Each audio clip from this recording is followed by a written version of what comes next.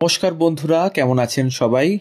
গল্প হলেও সত্যি চ্যানেলের আরও একটি নতুন গল্পে আপনাদের সকলকে সাদর আমন্ত্রণ জানাই। আমাদের চ্যানেলে যদি নতুন হন তাহলে অবশ্যই আমাদের চ্যানেলটিকে সাবস্ক্রাইব করে পাশে থাকবেন, এই অনুরোধ রাখব। আর অবশ্যই বেল আইকনটিকে প্রেস করে রাখবেন আমাদের পরবর্তী গল্পটি পাওয়ার জন্য।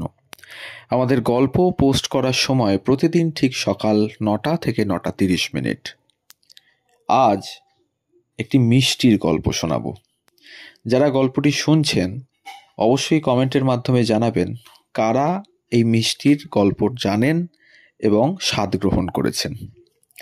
এই মিষ্টির নামের মধ্যে লুকিয়ে রয়েছে সম্রাট বাবরের নাম। আসলে আমাদের বাংলার আনাচে কানাচে কত জানা অজানা মিষ্টি রয়েছে যা আদপে আমরা জানিই না। এর মধ্যে কোনো কোনো মিষ্টি জাতে উঠেছে, আবার হারিয়ে যাচ্ছে অনেক মিষ্টি।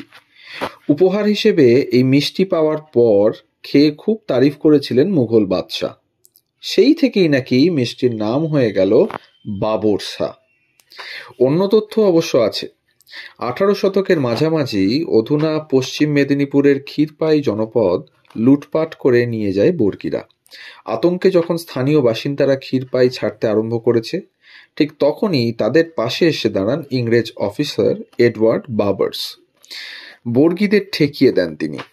তাঁর প্রতি কৃতজ্ঞতায় পরাণ আটা নামের এক স্থানীয় মিষ্টান্ন ব্যবসায়ী নতুন মিষ্টি বানিয়ে উপহার দেন বাবরসকে।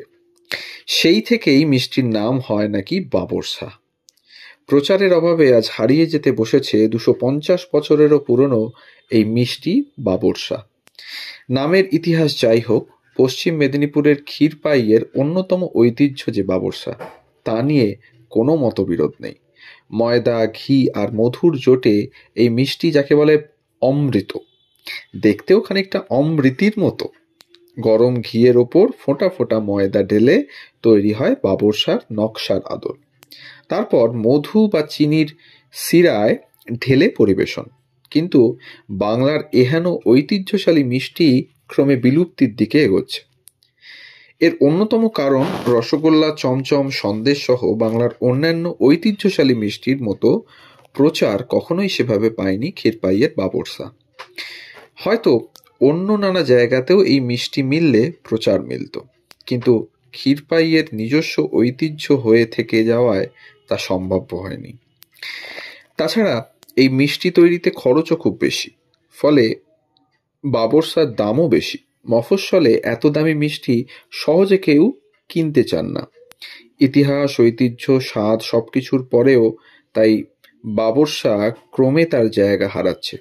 খরচ কমাতে মধুর জায়গা নিচ্ছে চিনির শিরা, ঘিয়ের বদলে ব্যবহৃত হচ্ছে ডালদা।